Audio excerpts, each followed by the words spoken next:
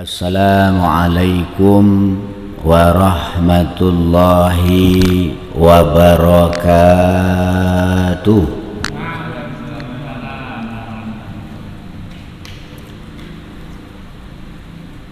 Bismillahi walhamdulillah ala kulli halin wa ni'mah.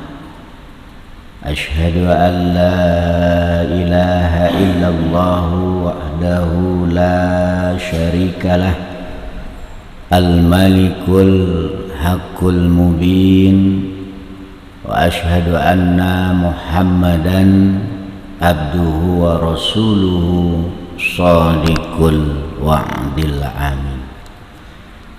Allahumma salli wa sallim wa barik ala sayyidina Muhammadin wa ala alihi wa ashabihi ajma'in, amma ba'd. Ma'asyiral muslimin wal muslimat rahimakumullah. Pertama sekali mari kita bersyukur kepada Allah Subhanahu wa ta'ala atas segala macam nikmat karunia-Nya yang telah dilimpah ruahkannya kepada kita sekalian, sehingga dengan izin Allah pada malam hari ini kita kembali dapat melanjutkan pengajian istiqomah setiap Selasa malam Rabu Masjid Jami' Syekh Burhanuddin. Mudah-mudahan kehadiran kita disertai taufik dan hidayah dari Allah Subhanahu wa ta'ala. Allahumma amin ya rabbal alamin. Salawat beriring salam semoga tetap tercurah limpah ruahkan pada junjungan kita Nabi besar Muhammad sallallahu alaihi wasallam beserta keluarganya, para sahabat-sahabatnya, umatnya, pengikutnya yang setia dan istiqomah mengamalkan ajaran dan sunnah-sunnahnya. Mudah-mudahan kita yang hadir pada malam hari ini termasuk umat beliau yang insya Allah akan mendapatkan syafaatnya. Allahumma amin ya rabbal alamin. Melanjutkan pembahasan kita minggu yang berlalu, masih masalah doa iftitah. Minggu yang berlalu kita sudah jelaskan doa iftitah atau doa pembukaan sholat yang diriwayatkan oleh Imam Muslim. Pada malam hari ini kita lanjutkan doa iftitah yang diriwayatkan oleh Imam Bukhari Muslim. Bismillahirrahmanirrahim. Wa minhu ma wara'ahu syaikhani. Allahumma ba'id baini wa baina khatayaya kama ba'atta bainal masyriqi wal maghrib. Allahumma naqqini min khatayaya kama yunaqqus thawbul abyadu minad danas. Allahumma ghsilni min khatayaya kama yughsalu thawbu bil ma'i wassalji wal barad. Nah, ini juga termasuk doa iftitah yang diriwayatkan oleh Imam Bukhari Muslim.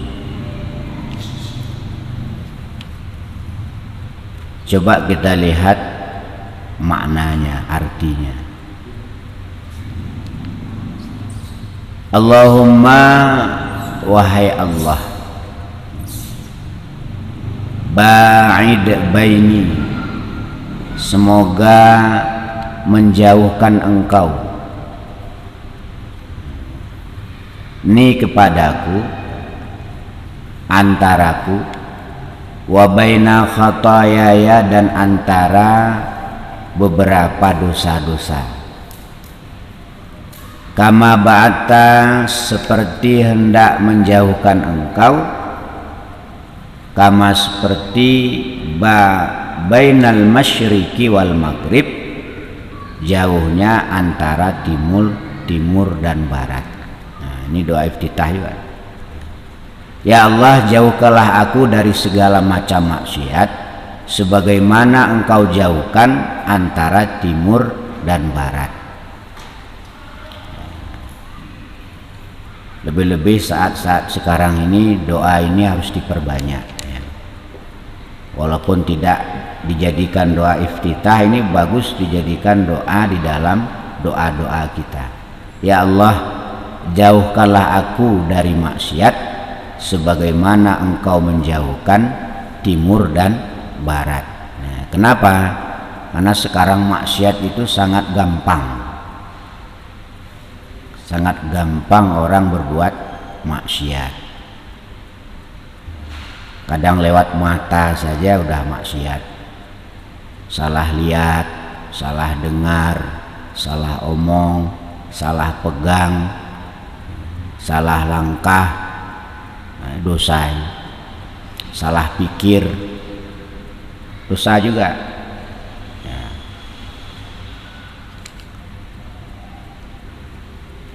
Makanya diminta sama Allah, Allahumma ba'id baini wa baina khatayaya kama ba'atta bainal masyriqi wal maghrib. Kalau nggak hafal Arabnya Indonesia boleh. Ya Allah, jauhkanlah aku dari segala macam dosa sebagaimana engkau jauhkan barat dan timur.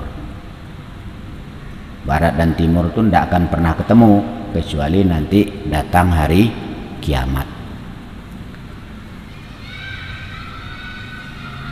Allahumma naqqini min khatayaya kama yunaqqas thawbul abyadu minad danas. Ya Allah, bersihkanlah. Ya Allah, bersihkanlah, membersihkan engkau kepadaku min khatayaya, dari segala dosa-dosa, kama yunaqqas thawbul abyadu minad danas, seperti bersihnya kain putih dari kotoran. Nah, kain putih itu sedikit saja kena kotoran kelihatan, lain dengan kain hitam ya, walaupun berlumur-lumpur kelihatannya nggak kotor. Nah, kita minta sama Allah, ya Allah, bersihkanlah aku dari segalian maksiat, sekalian dosa, sebagaimana dibersihkannya kain putih dari kotoran. Jadi yang bikin kita pusing itu sebenarnya dosa-dosa kita ya, bikin konslek, bikin pusing, bikin stres, bikin susah, bikin masalah, bikin problem, itu dosa-dosa kita. Ta Allah dalam Quran, zaharal fasadu fil birri wal bahri bima kasabat aydin nas, telah bertebaran kerusakan di darat dan di laut, itu ulah daripada tangan-tangan manusia.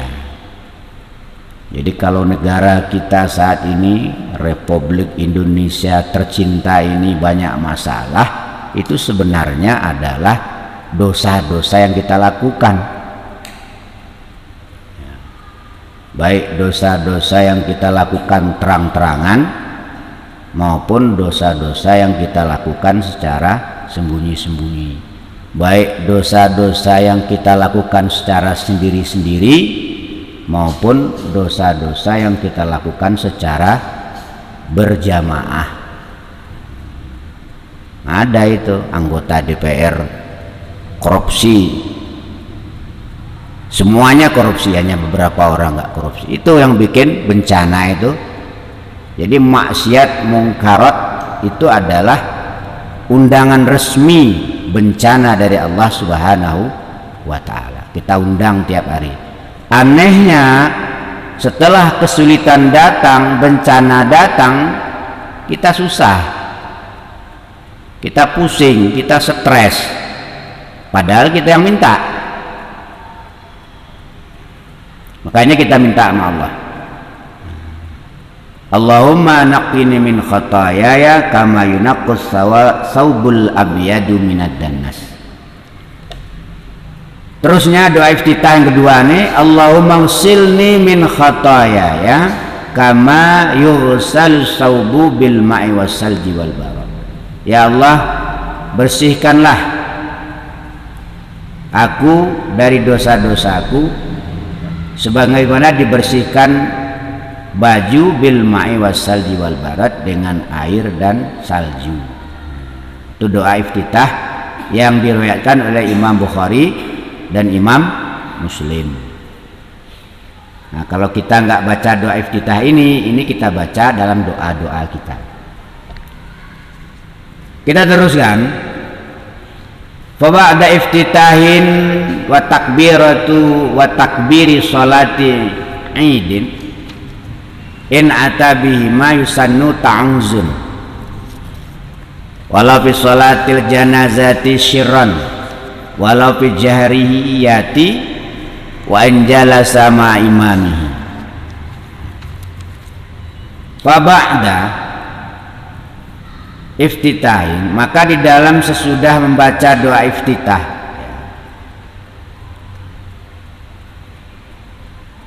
wa takbirati idin, dan sesudah takbir sholat id. Jadi sholat id itu tidak disunnahkan membaca doa iftitah ya.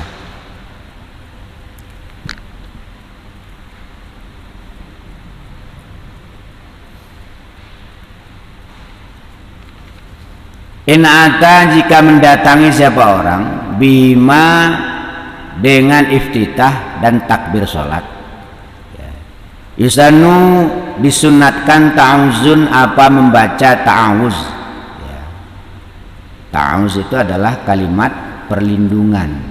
Jadi setelah kita baca doa iftitah, sebelum membaca suratul Fatihah, kita disunahkan untuk membaca doa, untuk membaca kalimat ta'awuz. Apa itu kalimat ta'awuz?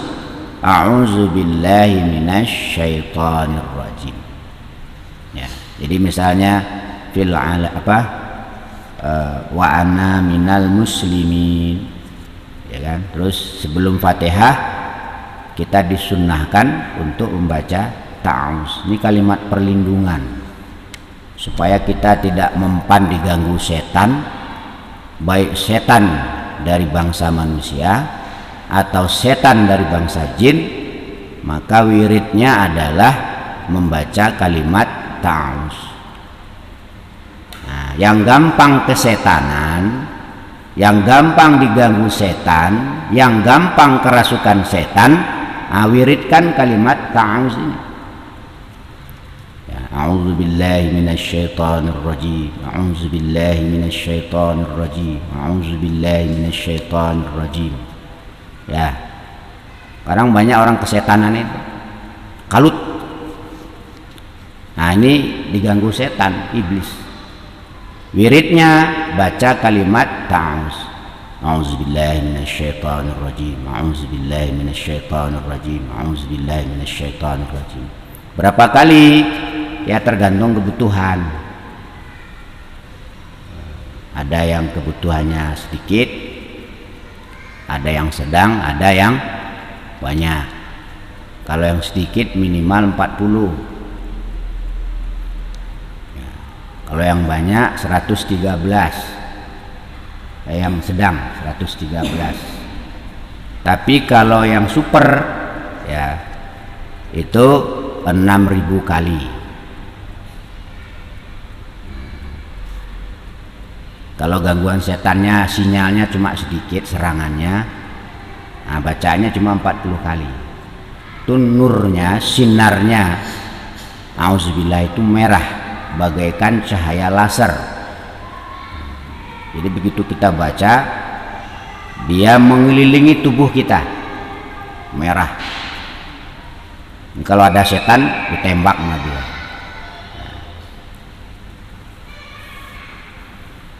Nah sekarang kita penting baca itu biar nggak gampang kesetanan. Kenapa? Karena kita semua ini punya setan. Nah setan kita saat ini sedang dapat gizi yang luar biasa dari keadaan dunia. Jadi setan-setan kita ini kuat-kuat sekarang.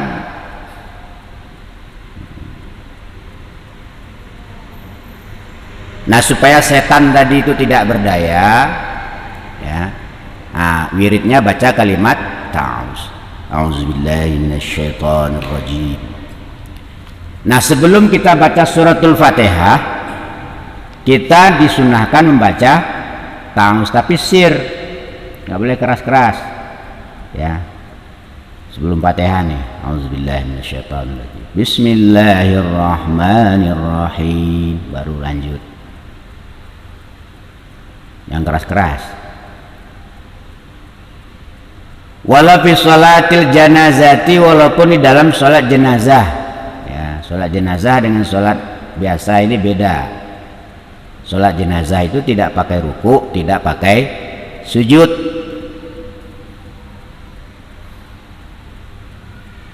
Sholat jenazah itu cuma takbir 4 kali, ya. Yang punya anak mulai sekarang anaknya diajari cara sholat jenazah. Jangan sampai orang lain yang jadi imam sholat jenazah kita.